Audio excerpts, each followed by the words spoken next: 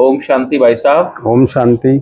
आज हमारे साथ हमारे अजमेर के मंगला भाई है और मधु बहन है। इनका बहुत बढ़िया अनुभव है। ये लोग हमारे डॉक्टर गुप्ता जी, सतीश गुप्ता जी के कैड प्रोग्राम में आते रहते हैं और एक खुद ही पेशेंट थे। इनकी 7 ब्लॉकेज थी, कैसे परमात्मा ने इनकी ब्लॉकेज खोली है, इसका थोड़ा अनुभव आप सुनाएंगे। मंगला भाई बताइए, कैसे आपकी ब्लॉकेज और कैसे ब्लॉकेज खुली आपकी। ओम शांति। ओम शांति। मैं एक शुद्ध आत्मा हूँ जी। मेरे शरीर का नाम मंगला प्रसाद है जी। और बगल में हमारी श्रीमती जी बैठी हैं, मधु भारद्वाज जी।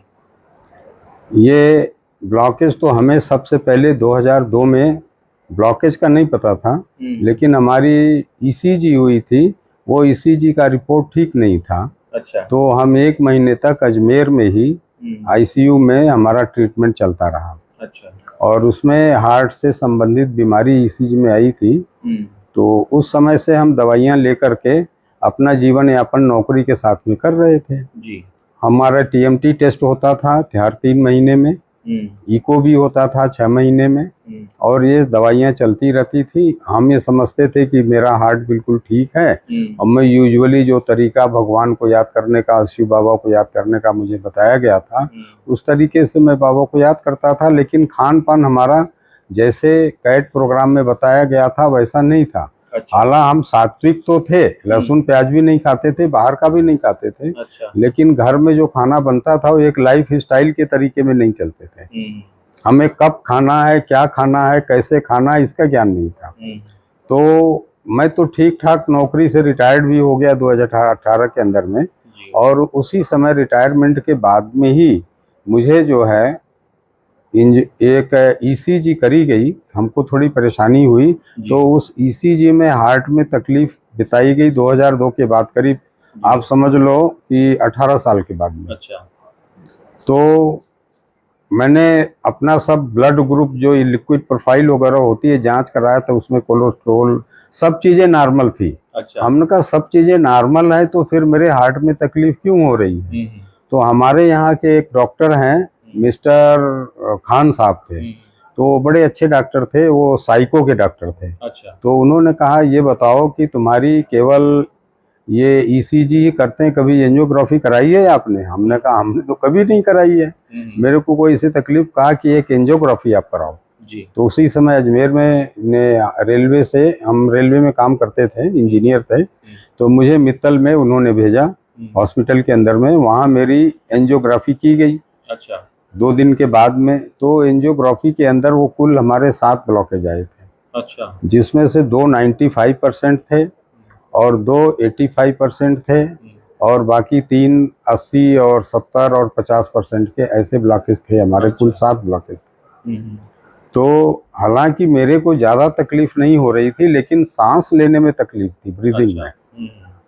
तो डॉक्टर वहाँ जो थे उन्होंने कहा भाई आपकी जो ब्लॉकेज है ना, कैल्सीफाइड ब्लॉकेज है। अच्छा। कैल्सीफाइड ब्लॉकेज इस तरह की होती है जो कभी भी ख़त्म नहीं होती है। अच्छा। कोई भी केमिकल से, इससे भी लोग ख़त्म करते हैं लेकिन ख़त्म नहीं होती है वो। तो उन्होंने कहा इसमें तो हमें बाईपास ही करना पड़ेगा आपका, और इसके अंदर स्टंट भी नहीं लग सकते क्योंकि ब्लॉकेज क्रिटिकल जगह पर है, तो उसमें लग भी नहीं सकता स्टंट। तो मैंने सोचा कि भाई गुप्ता जी का मैंने प्रोग्राम किया था, कैट का प्रोग्राम 2006 में। यहाँ पे एक वर्ल्ड कॉन्फ्रेंस हुई थी मेडिकल के ऊपर में, कार्डियोलॉजी को लेकर के। तो उस प्रोग्राम में मैं आया था और दिल्ली के डॉक्टर्स वगैरह थे, तो उनकी सेवा में भी मुझे लगाया गया था, मैं सेवा भी किया था।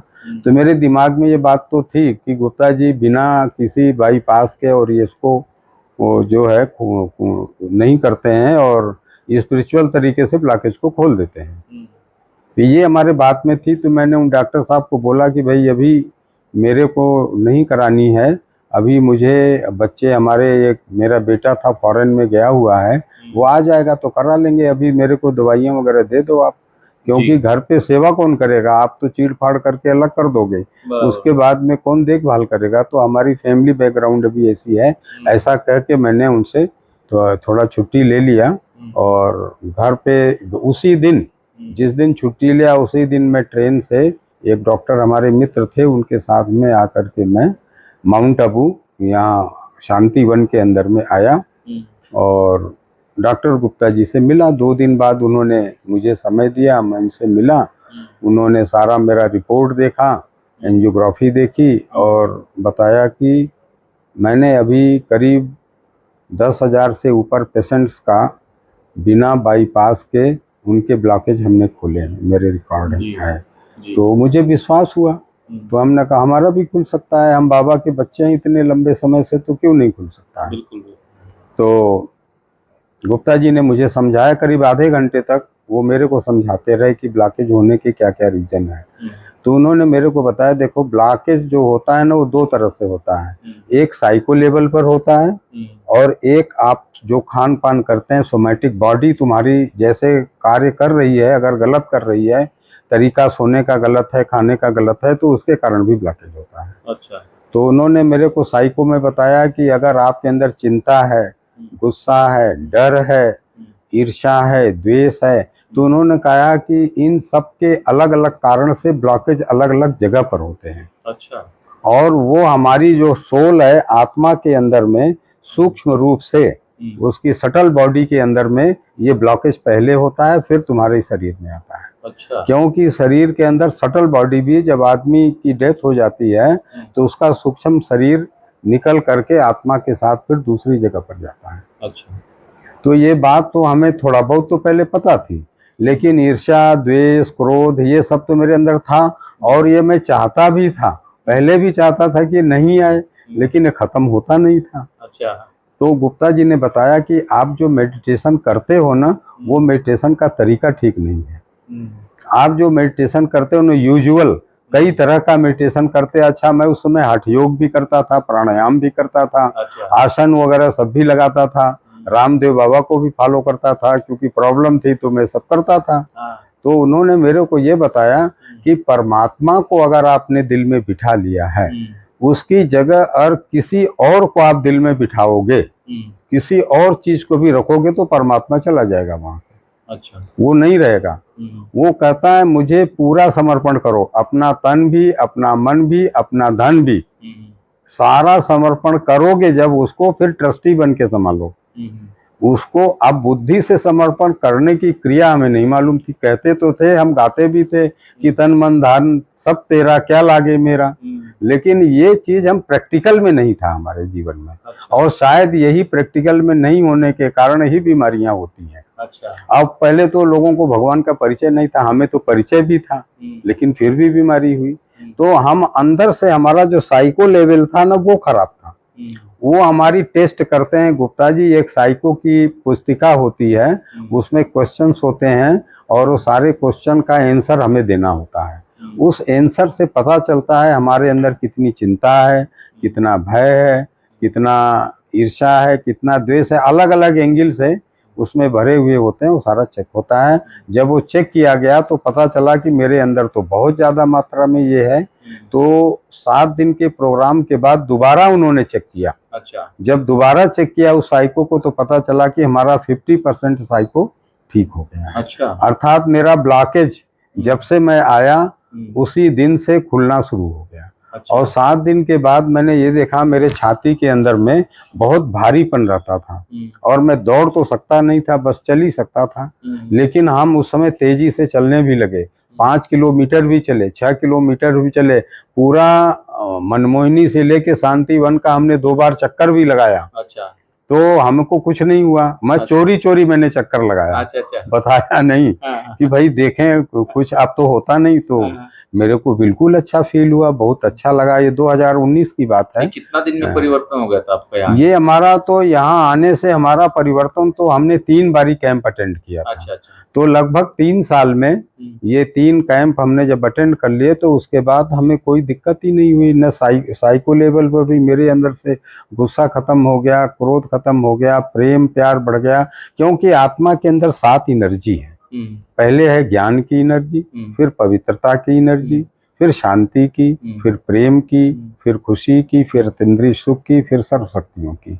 और ये 7 एनर्जी हमारे शरीर के 7 चक्रों पर, 7 जगहों पर काम करती है। ज्ञान की एनर्जी हमारे मस्तिष्क में काम करती है, पवित्रता की एनर्जी हमारे आँख कान नाक मुंह जो देखते हैं, इंद्रियां हैं हमारी, इन पे काम करती है। शांति की एनर्जी हमारे फेफड़े पे काम करती है। और लव प्रेम की एनर्जी हमारे हार्ट को ठीक करती है। और जो हम खाना खाते हैं, हमारी जो आंतें हैं, लीवर हैं, ये सुख पे चलती हैं। अगर हम खाना को इंजॉय करके खाएंगे तो हमारा पेट बिल्कुल सही रहेगा, उसमें भी कोई दिक्कत नहीं होगी। अच्छा। इसके बाद में हमारी जो ऑर्गन्स हैं, उसके ऊपर हमारी पवित्रता की एनर्जी काम करती है। तो और उसके बाद में जितनी मांसपेशियां और हड्डियां हैं, इसमें हमारी शक्तियां काम करती हैं। और अष्ट शक्तियां हैं। अष्ट शक्तियों में हमारी पहले है समेटने की शक्ति, उसके अपोजिट में है संकीर्ण को विस्तार करने की शक्ति, दूसरी है सहन करने की शक्ति, इसके अपोजिट में है सहयोग करने की शक्ति, तीसरी है समाने की शक्ति, इसके अपोजिट में है सामना करने की शक्ति, फिर है परखने की शक्ति और अपोजिट में निर्णय करने की शक्ति। तो जहां हमें जिस शक्ति का प्रयोग करना है, जहां सामना करना है, माया से सामना करना है, आलस्य से सामना करना है, अलबेलेपन से सामना करना है, तो वहां इस शक्ति को यूज करना पड़ेगा। बिल्कुल है नहीं, वहां हम समेटने की शक्ति यूज करेंगे तो हमारा अलबेलापन जाएगा नहीं। जी। तो इस प्रकार से इन शक्तियों का अलग अलग हमने अपने अलग अलग ऑर्गन्स पे प्रयोग किया। वो भी बाबा के कनेक्शन के साथ करना है। हमें सूक्ष्म वतन में जाकर के ब्रह्मा बाबा की गोद में बैठना है और आवाहन करना है शिव बाबा जो सुप्रीम सर्जन है। वो सुप्रीम सर्जन ब्रह्मा बाबा असिस्टेंट सर्जन है। उनके साथ में मिलकर के ब्रह्मा बाबा की जो गोद है, वो हमारा टेबल है जिसपे हम लेटते हैं, उस पे आकर के बाबा अपनी उस एनर्जी के द्वारा हमारी सारी बीमारी को दूर करते हैं। इसको मैंने रियलिटी में महसूस किया। अच्छा, रियल अनुभव किया? हाँ, रियल अनुभव किया कि हम ब्रह्मा बाबा के पास में, हमें तो अनुभव अलग तरीका का हुआ था, लेकिन लोगों का ऐसे ही होता है। हमें तो ये अनुभव हुआ कि हम ऊपर जा ही नहीं पा रहे हैं, तो ब्रह्मा बाबा खुद शिव बाबा को लेकर के आकर के मेरा सारा ब्लॉकेज खोला और ब्लॉकेज खोल करके कहा, बच्चे अब तुम ठीक हो जाओगे और योग लगाओगे तो एक बारी तुम्हारा और ऑपरेशन करेंगे हम ऊपर में। अच्छा।